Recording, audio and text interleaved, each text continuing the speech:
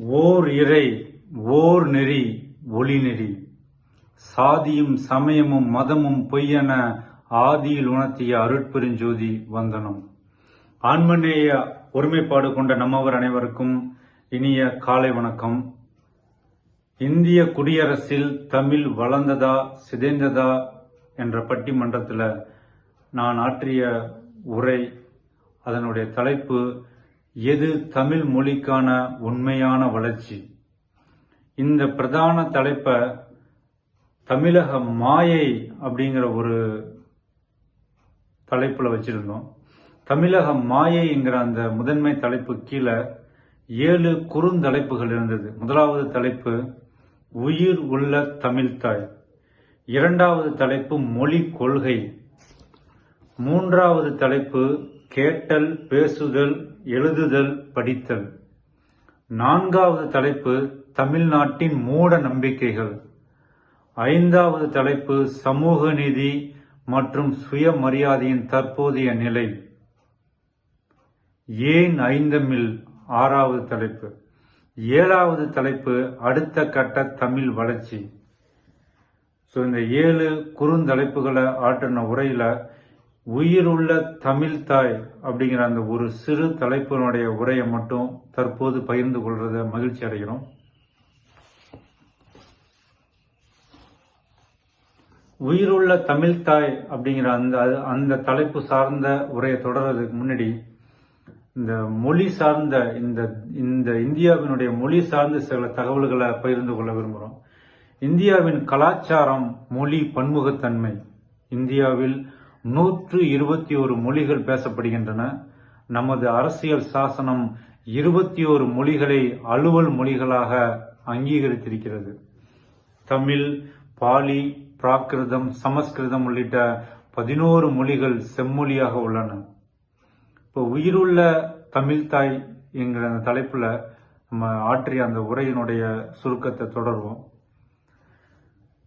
பண்டைய தமிழர் பெருமை பேசுவது, பண்டைய தமிழ் இலக்கிய பெருமை ஆகியவற்றை மட்டுமே முன்னிலைப்படுத்துவது, அவற்றை அலங்கார கண்காட்சிகளில் வைத்து பெருமைப்படுத்துவது, தமிழ் அறிஞர்களுக்கு விருதுகள், தமிழ் அறிஞர்களுக்கு வீடுகள், அவர்களுக்கு பண உதவி, அவர்களின் குழந்தைகளுக்கு கல்வி நிலையங்களில் இடஒதுக்கீடு, தமிழ் மாநாடு நடத்துவது, மறைந்த தமிழ் அறிஞர்களுக்கு சிலை வைப்பது, அவர்களின் நூல்களை அரசுடைமையாக்குவது, தமிழுக்கு செம்மொழி தகுதி கிடைக்க செய்வது, இவையெல்லாம் இங்கே நிகழ்ந்து கொண்டிருக்கின்ற அரசியல் நாடகங்கள்.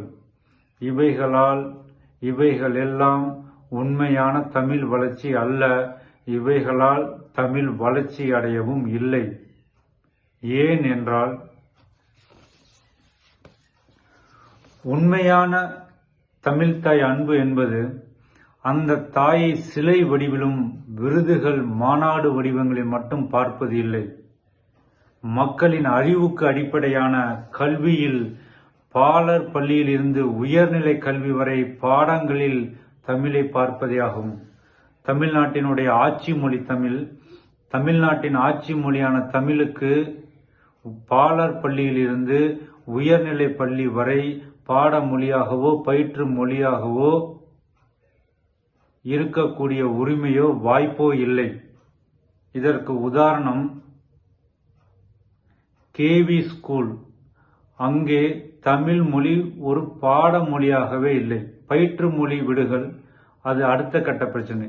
பாடமொழியாகவே இல்லை. இன்னொரு உதாரணம், இதை மொழி கொள்கைங்கிற தலைப்புல அடுத்ததுல பேசுவோம். ஒரு பல்கலைக்கழகத்தினுடைய லோகோ, அந்த லோகோவில் தமிழே இல்லாம லோகோ வடிவமைச்சிருக்காங்க. அதுதான் மொழி கொள்கை. இதை பத்தி நம்ம அடுத்த தலைப்புல பேசுவோம். அப்போ சமுதாயம் மாற மாற, சமுதாயம் வளர வளர மொழியும் வளர்கிறது. ஒரு மொழியில ஒரு புதிய சொற்கள் உருவாகி இருக்கு. அந்த சொற்கள் ஒரு இனிமையான சொல். அது போன்று பல்வேறு சொற்கள் உருவாகும் போது அந்த சொற்களுக்காக ஒரு புதிய இலக்கணம் வடிவமைக்கப்பட்டால் அந்த மொழி வளர்கிறது. தொல்காப்பியர் இந்த மொழிக்கு இலக்கணம் எழுதியிருக்கிறார். அதே தொல்காப்பியர் ஒரு மொழிக்கான இலக்கணத்தை எப்படி வகுக்கலாம் என்று தனியாக ஒரு நூல் எழுதியிருந்தால் அவர் ஒரு மொழியியல் அறிஞராக இருப்பார். ஆனால் தொல்காப்பியர் நேரடியாக தமிழ் மொழிக்கான இலக்கணத்தை நேரடியாக எழுதி தமிழ் இலக்கண அறிஞராக இருக்கிறார். அவர் வடித்த அந்த இலக்கண நூல் போல் இந்த தற்போதைய சமூகத்தில் நீடிக்கிற இந்த நிலைமை நீடித்தால் இன்னும் ஒரு இலக்கண நூல் வடிவமைக்க வேண்டி வரும். அந்த நூலால் தமிழ் மொழிக்கு வளர்ச்சியோ முன்னேற்றமோ இருக்காது. ஏன்னா டீச்சர் டீச்சர் அப்படின்னு தமிழ்ல எழுதுறாங்க. ஜெனரல் ஸ்டோர் ஸ்டோர் அப்படின்னு தமிழ் எழுதுறாங்க. இது போன்ற வார்த்தைகள் எல்லாம் அந்த வார்த்தைக்கு அவர்கள் இட்ட பெயர் டங்கிலீஷ். இது போன்ற வார்த்தைகளால் இந்த மொழி வளர்ச்சி அடையவில்லை, இந்த மொழி சிதைந்திருக்கிறது. இது போன்ற இந்த நிலைமை நீடித்து கொண்டே சென்றால் புதிய இலக்கணம் படைக்கப்பட வேண்டும். அந்த புதிய இலக்கணத்தால் மொழிக்கு வளர்ச்சி அல்ல, சிதைவுதான். இப்ப முன்னேற்றம், ஒரு மொழியை முன்னேற்றம்னு கூற முடியாது, வளர்ச்சின்னு தான் கூறணும். ஒரு கருவுல உற்பத்தி ஆகும்போது அது முன்னேற்றம் அடைந்து வருது. ஒரு நோயாளி மருத்துவமனையில் இருக்கும்போது நேற்றை விட இன்னைக்கு முன்னேற்றம் அடைஞ்சிருக்குன்னு சொல்லலாம். அங்க போய் வளர்ச்சின்னு சொல்ல முடியாது. இப்போ உயிர் உருவாகி நடமாட ஆரம்பித்த பிறகு அந்த உயிருக்கான வளர்ச்சியை நோக்கி தான் செல்லணும். இந்த மொழியும் தற்போது வளர்ச்சியை நோக்கி தான் செல்ல வேண்டும். முன்னேற்றம் என்று கூறி அருங்காட்சியகத்தில் மூலையில் வைத்து அழகு பார்த்தார்கள். அந்த நிலை மாற்றப்பட வேண்டும். பழங்கதைகள் மட்டுமே பேசி இந்த மொழியினுடைய பெருமையை சொல்வதால மொழி வளர்ந்துடாது. உதாரணமா குங்குமம்